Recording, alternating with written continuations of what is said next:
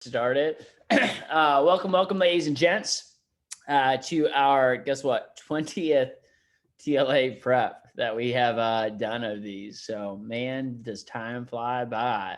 It wasn't that long ago. That was August. We were finishing off the CFC conference. I was going on my TLA tour and getting interviews with all of you all, determining who is going to be making an acceptance into the TLA class of 2021. Fast forward a couple months later, some letters of intent came in. We had a couple conferences and events. We had our fall classic event. We went through an entire winter break together, and now we are approaching and imminent of the summer of 2021. Look, I'll tell you guys just a couple quick thoughts. We had our divisional DM staff meeting this past week on Tuesday. And, if it means anything, I always, if you've been around for the people like a Mason of the world or even Audrey's and Lindsay's, like whenever we talk about the summer, every summer is going to be a big summer in Kako. There's never a summer where we're like, yeah, this year is probably not going to be a big summer. Like we're always thinking big. We're always excited. But I will tell you, whether you're an AM, a BM, a DM, regardless of what role you're playing in this upcoming years, this summer truly is a once in a career type opportunity that we have in front of us. And I'm really, really confident in that. And I don't say that just to get people hyped up. I don't say that just because, we want to make a big summer. I truly believe that when you think about, last year and the summer that we had, it really was one of the biggest summers in company history. And that was with us, not knowing what the hell we were doing. That was with us taking everything we've done for 40 years and throwing it in the trash can as summer started. That was with us kind of not even, the first time we ran a virtual training seminar was in April last year. That was the first time we ever ran training virtually. The first time we did an interview virtually was in April last year. There was just so many things that we were kind of figuring out as we went. And the reality is that the only thing that saved us and the thing that elevated us last summer was, number one, hard work and resiliency, but number two, a giant recruiting opportunity. That is why we succeeded at such a high level, because even though there was a lot of learning curves and things that weren't very good, what really helped us is the fact that there was a much more massive recruiting opportunity than there's ever been with the job market and how it was. We were the only job in town. The job for college graduates, the jobs opportunities for college students weren't very hot. And the reality is that the job market hasn't gotten much better.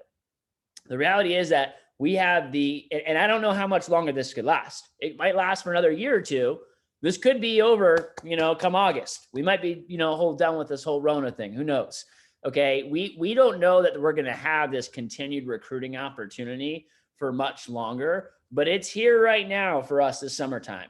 We have the same type of recruiting opportunity that we had last summer, except we know what we're doing this time. We can actually have a business plan going into the summertime. We know the best practices. We have divisional support functions. Like everything is poised to be so much better for our team this upcoming year. We're not going out with 3 offices. We're going out with 21 managers, across the company. I mean, we are really poised to have what is truly an epic year. The wind is in our backs, right now for the opportunity that we have this upcoming summer. And if it means anything too, every time I've had, like when I broke the record that first summer as a branch, I could have told you we were going to break the record back in January of that year. I already just had a sense of knowing, like I could feel it before the summer came around. In fact, every time we've had, when we did our first $1 million, a year, there's just this energetic feeling that I've gotten leading into the summertime. I'm like, oh, I can feel it. This one's going to be a big one. And as much as I think about also to the years we didn't have as high of a performance, I didn't really have that feeling going into the summer. And I tried to muster it up, but it just wasn't really there. I got that feeling this year. And, I can already feel the shakings and the shapings and the formings of a truly epic summer. And I'm really, really excited for what's to come. And I have a couple of thoughts just kind of echoing around that. But as we kick off here, it's our 20th TLA Prep. I want to welcome everybody here today. I don't really see any new faces, so I'm going to save us some time and not go through all the logistical stuff. But I do want to point out a couple things that are on here. As always, March Madness is coming up. So we're going to talk about that a little bit today and just really stepping up and performing there. Here's what I'll say before I even get into March Madness. There's some of you all that actually really need to make some startup moves personally right now. And this is not only a big opportunity, but the last opportunity for you to really do that. What I would be thinking about going into today as we're talking about March Madness and CPO just in general, whatever you sell between now and March 15th, imagine you're making 150% commission off of it. I had this conversation with a couple of other people on calls today. Like, imagine you sell a homemaker, that's $1,500 in your pocket or $1,800 in your pocket, whatever 150% of that is. And I know that you're not actually making 150% commission off your sales, but just know that cash is confidence. And whatever extra money that you have going into the summer is going to be money that you can invest into the SMRA program, that you can invest into other areas of your business, which is going to yield a higher return on investment and yield more profit for you during the summertime. If you're strapped financially, you're not going to be able to make the moves with the SMRA program or with other things that other people are, and you're just not going to make as much money for the actual summertime. You're going to struggle a little bit more with that too. You're also going to be operating from more of a scarcity mindset versus an abundance mindset as you actually go into the summertime too. So just when I say that, what I mean by that, when you're like, hey, 150% extra CPO or extra or commission off of a sale, if you go out and even something like you only sell $3,000 for March Madness, an extra $1,000 in your startup is a big deal. Okay. That is an extra chunk. Like, that's going to yield to probably a couple extra grand in income for you this upcoming summertime. You might not even need to use it. Okay. But you don't want to be in the place where you want to use it and you want to spend money. And then you're worried about, how am I going to pay SMRAs next week? Or everyone's like, yeah, let's hire 10 SMRAs this week. And you're like, I don't know. I don't have money to do that. I don't know if I should hire 10 SMRAs.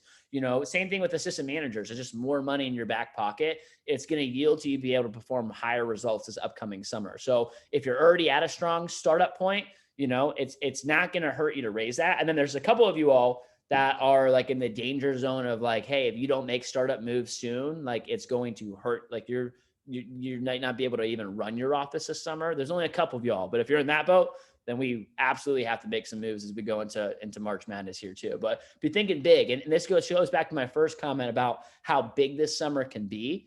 Like, this is a summer where, like, I don't want to be like, hey, throw out the budget, but like, this is the summer. If there's a summer where you go big on a couple things, we're like, all right, I'm putting a little bit more money into something like growth success. I'm putting more money into my SMRA program. I'm putting more money into driving about my reps. Like, again, I couldn't feel confident as a DVM telling you to do that every single summer.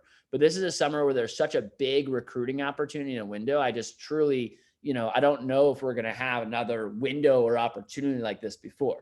And I'm just letting you guys trying to let you all into how I'm thinking about even our pilot and how we're going to run our business this summer, knowing that, hey, if we want to have a big summer, if we want to have a record-breaking summer, like, I don't know if, what other summers are going to come in the future that are going to be like the recruiting window that we have now. And this is just coming off my conversation with Al D. I had a conversation with him even this morning too, and he was talking about this exact same thing. He's been in our company for 40 years. He's only ever seen a recruiting, and he gets to see the numbers, like the stats from the whole company. So that's when you really get the chance to see like how much the job market and recruiting market is actually different by the recruiting increases that, because there's some divisional stuff that happens, but the whole company wide, that's where you really get a chance to see the picture. And he said the only time he's ever seen this type of environment happen in his career was in 2008 and then a little bit in 2009. We're still, and he can see we were talking about reading the numbers, what things are going to look like this summer with a recruiting environment. And, it's the biggest recruiting window we've ever had of the last 40 years.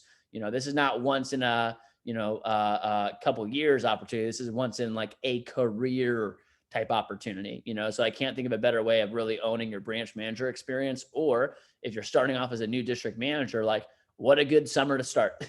There's a lot of other people that have started in different summer times. Like, what a good summer to be able to start and kick off your district manager career. So I just be thinking about that as we go into today, be able to think about what startup moves you can make and what areas of opportunity that you have, knowing that. If you have assistant managers, all of our accepted assistant managers are on this call, but anyone that's in your offices right now, Miami, Tampa, Sarasota, just make sure that we're getting people to our meeting next Tuesday. This will be the next AM opportunity call. So anyone that could be a part-time AM, really anyone that's in your office that's over at 1K in sales, that maybe is going to step up for March Madness, that could be making moves, that could be accepted into a AMI role, a part-time assistant manager role, anything like that, or a full-time AM that just hasn't been accepted yet. you want to make sure that they're on this meeting on Tuesday from 6 to 7 p.m. As you all know, I'm going to do a quick review of just some assignments here. We're going to do a debrief of you in the locker room first. We should be making some moves for that today. I might actually table that a little bit. We'll see. We'll come back to it depending on how far along we are and if people have made some moves into there'll probably be some more people that have gotten into chapters 3 and chapter 4. So this is already due. By kill meeting, everyone should have finished this book, and that's what I'll be asking for the official book report here. Friendly reminders of some assignments. So for everybody, AMs and BMs and DMs, AMs, your numbers are a little bit lower, but social media jumpstart and benchmarks are going to be, the next round is due by March 1st. I want to give a shout to everyone that, again, just getting, almost every single person was over 500, and the few stragglers that weren't have all already sent me a message and communication, and almost all of them are over 500. So nice job getting there, guys, as a division.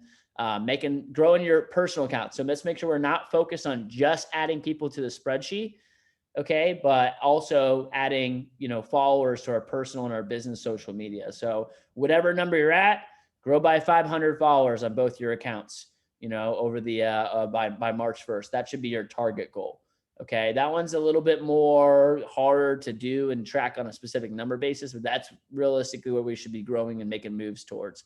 Continue to make some startup and money moves, and then obviously March Madness PCs are due for everyone by this upcoming Monday.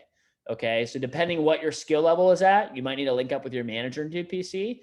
If you're going to be like a DM this summer, I sure hope you know how to do a PC. So if you want to PC yourself and submit a photo with you and a thumbs up and your goal and your push plan and have your push plan mapped out, you can do that too. But just make sure that you have a plan going into this push one way or another. And I want to give a friendly reminder of just, some important calendar dates here that I will also take a quick second to screenshot and send into the chat here. So send this. I'll also send a photo of the assignments just so we have that here as well.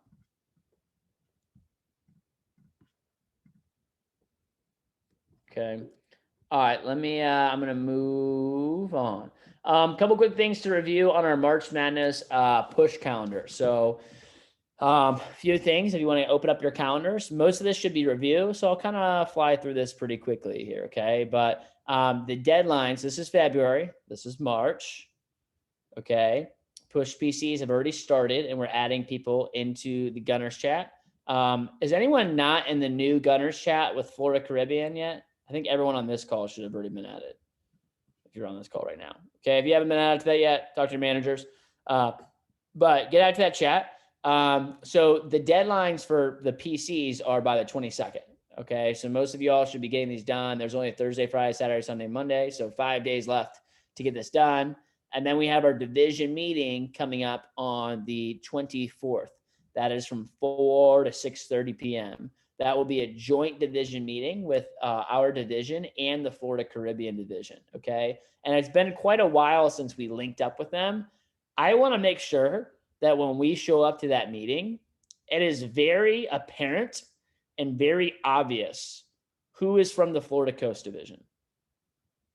Meaning the way that you show up, going back to energetic leadership, true professionalism, like our culture, our prep level, our level of engagement, our excitement for the push, our direction and energy going into it. Like I want it to be very, very clear that people can look around and you're like, oh, they're from the coast.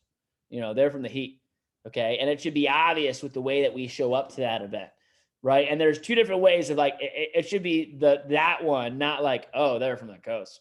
It's like, oh, well, like, yeah, it's like, all right, the meeting started and now all the people on the coast start hopping on late, like really showing up. We should be the first people on that meeting, the most engaged, the most on point, and really leading the way from the front. If that's the way we want to stand out this division, we're not going to, beat other divisions and be a top performing division. And Florida Caribbean, by the way, is one of the best divisions in the company. So there's some standard. They have high standards too. And I still think we should stand out from that group. The push will start on the 1st and it goes to the 15th. So just a 15-day push, 2 weeks, and then a Monday is what's included in that. And we'll have alliance meetings that will start once that actual push starts and begins. So you want to get your PC set up. Your managers will be mapping out your goals, and they have a document to be able to kind of help you map that out around your quizzes and exams. We'll post up our classic TLA photos here. And let me go back to this. Okay. And then, as you guys know, again, we have a division meeting that will be both Florida United and Florida Coast joining together 4 to 6:30 p.m. next Wednesday. So there will be no TLA prep next Wednesday, as we will be in the division meeting. And there won't be any team meetings because that will be the meeting. Now, your team might have a little minute, 15-minute, 30-minute hoorah at the end of the phone jam, but that will basically be the meeting. So I will send the agenda here, or it's already pretty much there. But we'll be kicking off with some opening comments while this push matters. We're gonna have a dropping bombs workshop, a generating more appointments workshop, and then we'll be wrapping up and kicking things off. We'll have a lot of new reps at this event and meeting, so really setting the tone and the culture for them. And by the way, if you're ever on a call, like I hope some of you all that are running an office already kind of know the information that's going to be presented in this. I think if you're an assistant manager, it's still going to be good to get some goods from it. But, the question I always ask is, number one, do I know this? Okay, if I know this, second question I ask is what? Am I, someone on mute?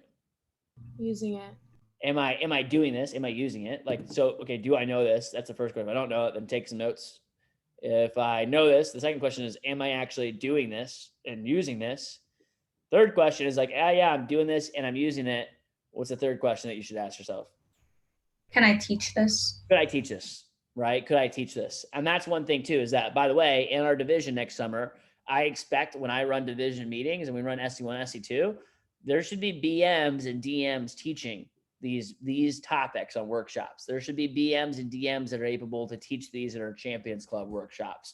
So, if you're coming to this meeting and you're really coming from a place of more like leadership, the leadership would be like, hey, take notes on this message. So that way, when I say, hey, Anthony Ramirez, I want to give a talk at SC1 on dropping bombs, you can go, all right, cool, perfect. I have my notes from the past 4 dropping bomb talks that I heard. I got it.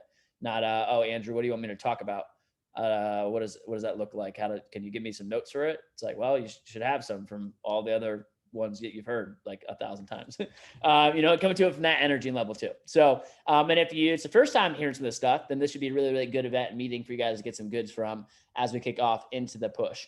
We'll be announcing some phone jam contests soon. I just dropped about $1,500 on Cutco products for some phone jam contests for the push. So those will be announced on Sundays and Wednesdays as we get started and kick things off in the push. But we really want to go all out. Again, March Madness, it's not about March Madness. It's about our momentum going into the summertime. This is the last push. This is the last push, literally, quite frankly, that we're going to have as we go into the summertime. After March Madness ends, summer's on. That's where my mind is at. The second March 15th happens, I am in completely, summer has started for me there. Our caps start, our kill meeting is coming up. April-based summer kickoff is only a few weeks out and a few weeks away. And, our SMRA hiring blitz will begin shortly after that. So this is our momentum going into the summertime. This is also your personal momentum going into the summertime here as well. Now, we will have some alliance meetings and workshops, okay? We have taken the direction to just do the regional level alliance meetings and workshops. So we will not be doing workshops or alliance meetings every single day, okay, mind you. But we will be having them regionally on Tuesdays, Thursdays, and Saturdays during the push, as well as we will have our Head Start Phone Jam and our PC workshop on the 27th. So the push starts on the 1st. We'll have an alliance on the Saturday, and then it will just be Tuesday, Thursday, Saturday. Now, some divisions, okay, are doing alliance meetings every single day of the push. We could have gone that direction, but because people are in school and classes and things like that, my thought process was I'd rather have smaller amount of meetings and better attendance to those meetings, okay? And versus having a bunch of meetings and having rough attendance and fighting to get people there. So we're just doing Tuesday, Thursday, Saturdays, okay? And if you're not going to be able to make it to those, I want you to reach out to me ahead of time because I'm giving you guys the calendars and the dates and the timing for these events now, well ahead of time too. So, and obviously, as you guys know, keep in mind, not only the startup moves that you can make during the push, the statement moves that you can make during the push, but also, Okay, there's a lot of contests, and it's always good to sell Cutco when you're rewarded at a more high level just for doing your job.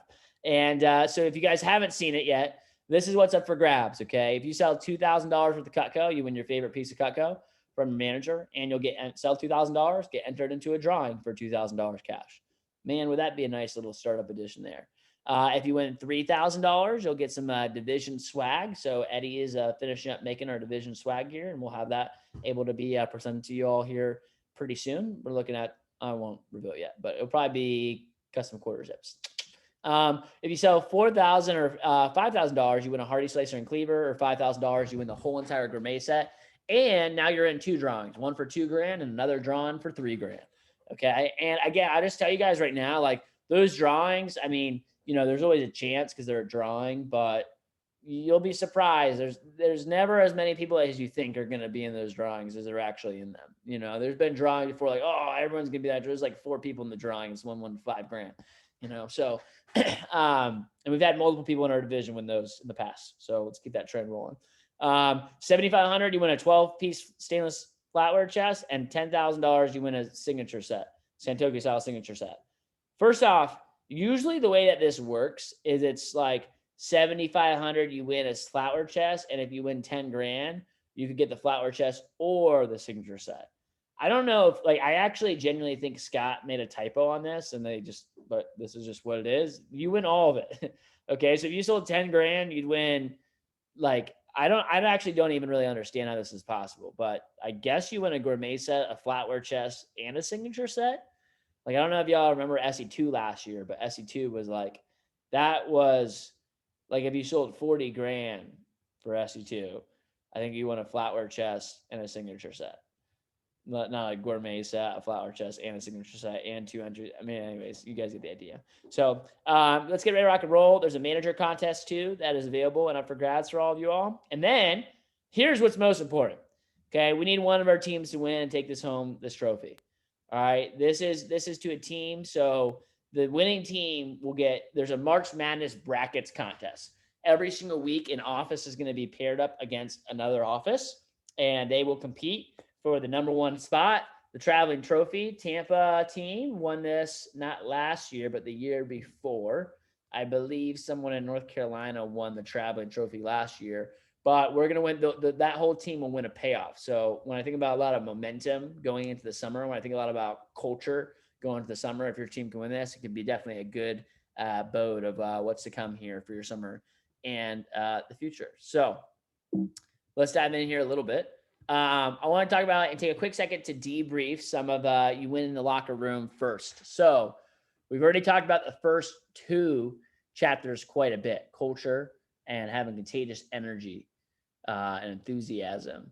What I'd like us to talk about is chapter number 3 being the consistency chapter, and also chapter number 4 for those who've already kind of started and dove into it. Again, just, as always, make sure we're taking a lot of notes on this stuff because, other people's takeaways might be some highlights of things that maybe you missed as we get started here too. So take a quick second to get out your notes for you win in the locker room first. And we're going to have a little bit of debrief time. We're probably going to spend 5-10 minutes on this. I'm going to have a fishbowl scenario for y'all. And then we're probably going to end the call early today to give everyone a little bit of maybe 20 minutes or so to work on some social media jumpstart and make some moves on that, if that would be helpful for everybody to get a little bit extra time to work on that here today. So if you guys have less time in your schedule, we'll have to do that. So let me open up for some debrief first. Get your notes and what's some takeaways that you guys have had so far from chapters 3 and chapters 4.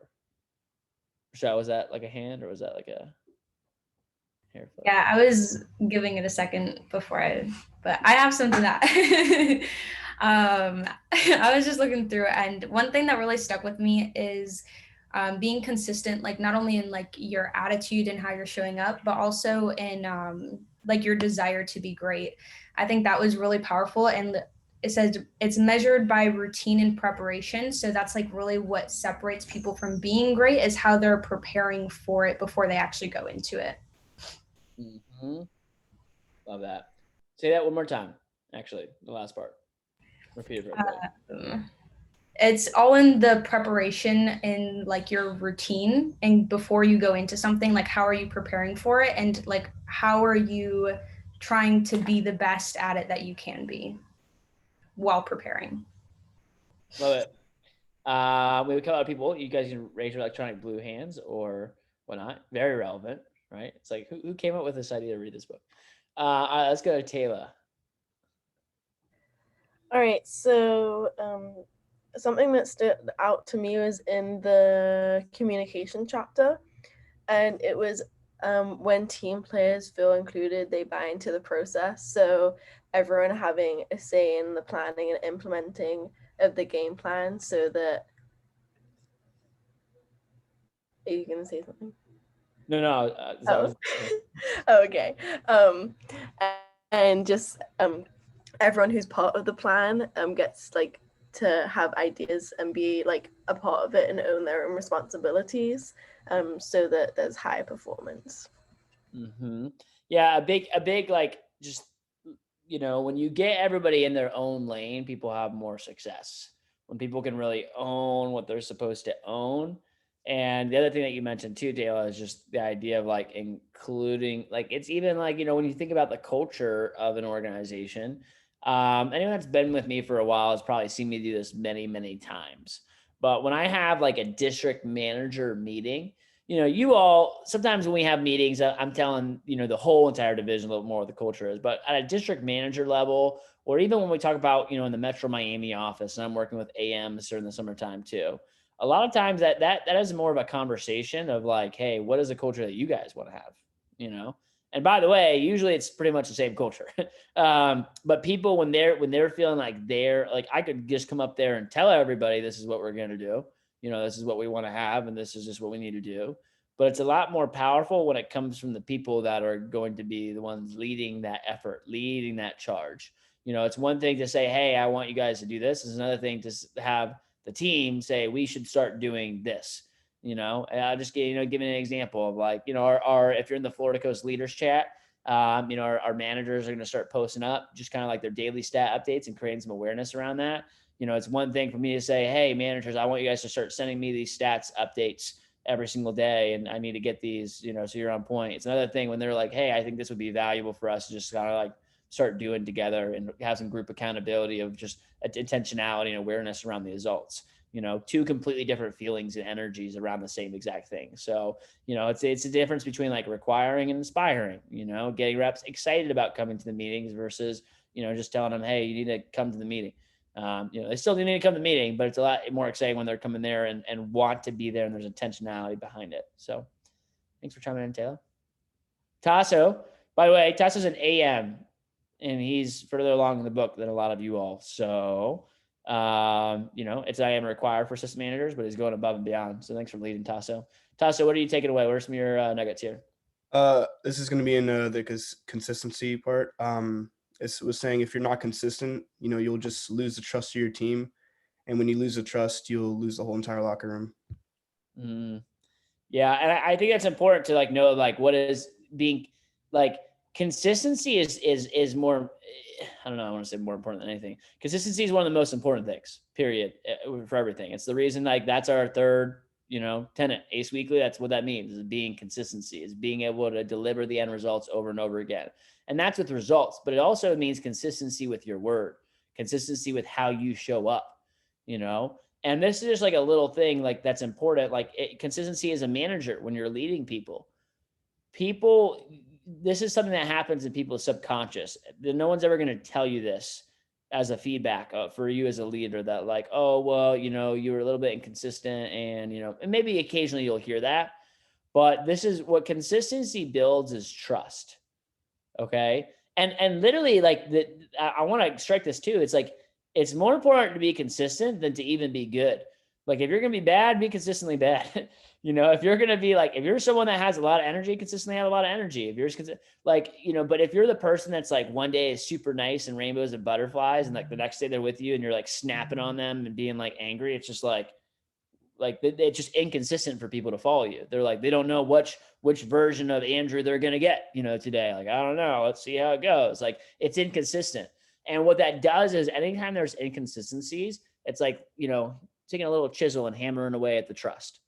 Okay. And trust is not like something that it's like rapport, it's not like, oh, I had rapport with them. I didn't have rapport with them. It's not like just a checkbox or an on and off switch. It is a never ending skill, just like energy. It's not like you have energy, you don't have energy. It's like as soon as you're at one level, there's a higher level for you to get to. And there's also never ending low levels. Like you could not trust someone and then you can really not trust someone. You can trust somebody and then you can also like have full 100% trust in someone. That's a growing scale. And people showing up consistently and their speeches and their actions is something that builds trust. And anytime there's inconsistency, it breaks a little bit of that trust. And a lot of people will follow you because of that trust. A lot of people will be more excited to work with you because of the actual trust they have.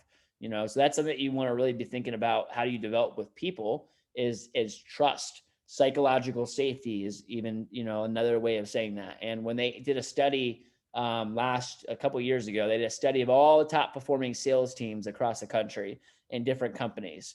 And the number one thing they found that existed in every high performing sales team was a feeling of psychological safety. What that is another way of saying is like, there's a high feeling of trust on that team. They trusted their leaders. They trusted each other.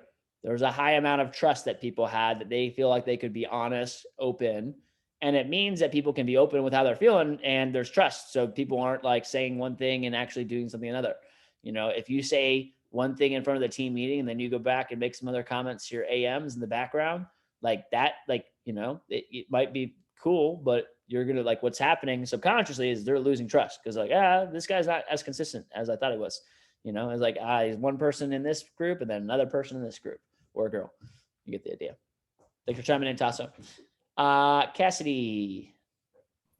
Yeah, so something that I had taken away was really relevant, especially this week, was just leading with yourself first. Because, and I know we kind of touched on it, but when you're leading with yourself and taking care of yourself and, upholding your own agreements, then your team is naturally going to lead because you're leading. They see that you're doing well and they want to do the same thing. And I've been kind of seeing this with other people. And I'm like, you know what? I need to do what I say I'm going to do so that my team can also do that and feel like they can trust me because I'm already doing it. Mm-hmm. Yeah, I think that's a big thing. You guys, that's something I really try to practice is I don't feel comfortable or confident telling people to do something that I haven't done before, and that's also why times too, like when you're a branch or district manager, when you're doing things this spring and there's something that you don't want to do, remember that feeling and then go out there and do it. Okay. So that you have a story now or an example of like, hey, I can relate because, because you're going to have people this summer that are in the exact same situations. They're not going to like, some of y'all are like, oh, I don't want to push for March Madness. Cool. Like go out there and do it anyway. So that way when reps come in, it's like, yeah, I know how you feel. Like I have felt this way before the push, but here's what I did. And here's what came out of it for me. I remember one time there was a story. I drove down. I think it's you guys have told this story before, but I left. This is back in the day when we had recommendations on paper. I left my recommendations binder in Tallahassee before it went down to push for the winter break. And I had all my recs there, about 400, 500 recs. And I didn't realize it till about 2 days before the push started. So I think it was the day after Christmas. I drove up from Palm Beach to Tallahassee, 7.5 hours, got my binder, slept there for 3 hours, and drove my happy ass right back down to South Florida.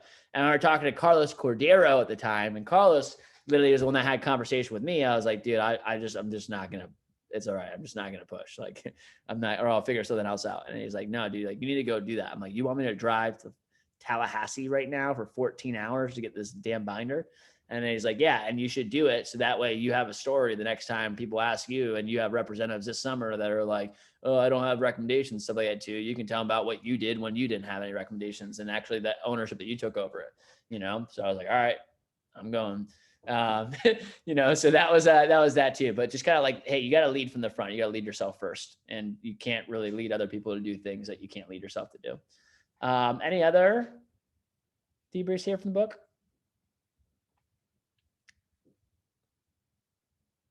All right. Let's move on. We're going to do a fistball scenario, and then we'll wrap up here a little bit early. So you guys have about 20 minutes to, work on some social media jump starts here. Okay. So this is less of a drill for skill, less of like a function role play. And this is going to be more of like an actual fishbowl scenario. Okay. Because if you're an AM, you're going to have times when you're running meetings this summer and your BM or DM is not there and something's going to happen and you're going to want to call them to ask them what you should do. And you're not going to get a hold of them and you're going to have to figure something out. Okay. And if you're a BM or DM, this is going to happen all the time, all summer long. Okay. You're going to have just random things that happen in the middle of the summer. And you're like, what the hell do I do now? Back in the day, like this used to be an example is like, what do you do when you're running an interview? It's the biggest interview of the entire summer. It's your Monday recruiting day. You're just now, summer's break and all your mailers hit. You have a 20-person interview that you're running and you're running the interview, you kickstart it. And before you even get, started, someone stands up in the middle of the room in your interview and says, this is a scam, F this, I'm out. And they just walk out of your interview room. How do you handle that situation? By the way, you get those. Now, some of them are a little circumnavigated because we don't have as many of those like recruiting random things that happen with Apex. But here's the scenario for today. Okay, it's a Wednesday team meeting. And by the way, this one has happened to some of you all before. And I get it during the fall, right? But let's pretend, it's right before SC2. This is a big, really important team meeting. Okay, it's 5:30. The team meeting is about to get started and the power goes out in your city.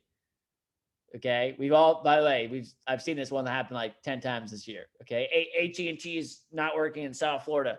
No one's stuff is working. Okay, power goes out in your city. There's no internet connection. You as the manager don't have power anymore. You're in your house now without power. Okay, what do? How do you handle it? All right, I'm gonna give you guys. I'm gonna put you on a breakout rooms for about 2 minutes.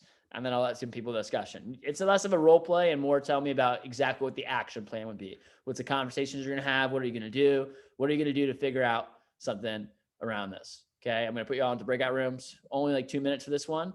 And then we will come on back. See you all in a second.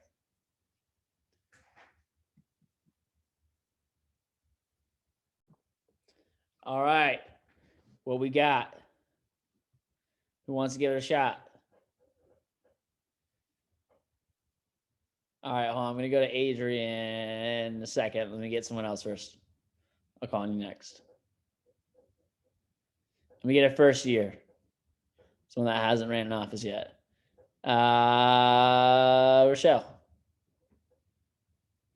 So if everybody's power is out, what I would do first is I would call through each rep or maybe send like a broadcast message. Just letting them know we're going to have like a remote phone jam. And then I would use WhatsApp to kind of like drive the phone jam and like have them all post their updates. So when I do my check-in, I would make sure that they have their chargers and everything is like charged up. And a good point that we came to is they won't have their scripts pulled up. So I would send them all screenshots of the script. That way they're still able to make their calls. Mm-hmm. All right. Like it. Tyler, what would you do in this situation? Yeah, I mean, realistically, like I would go with what Rochelle said too. But another thing you could do as well, I guess I was kind of thinking 8:30. I didn't realize we were talking about before. Yeah, okay, pretend it's 7:30. The phone jam. Now everyone's in the jam and now it cut off. Okay. Yeah, I would probably just be like, I'd reach out to one of my assistant managers if I have them. If we don't have assistant managers, then I'd probably just reschedule it. I mean, people could do the phone jam on their own as well, but like I want to be able to talk to my team too. So I'd say like, hey, we're gonna do it tomorrow at this time or whatever, and I just want to go over something, or I would record a video. Like if I had to get some information out, record a video and send that into the chat, or do a broadcast message. I could also probably call throughout the whole team. I mean, if it's a smaller team, we only have like 15 reps or so.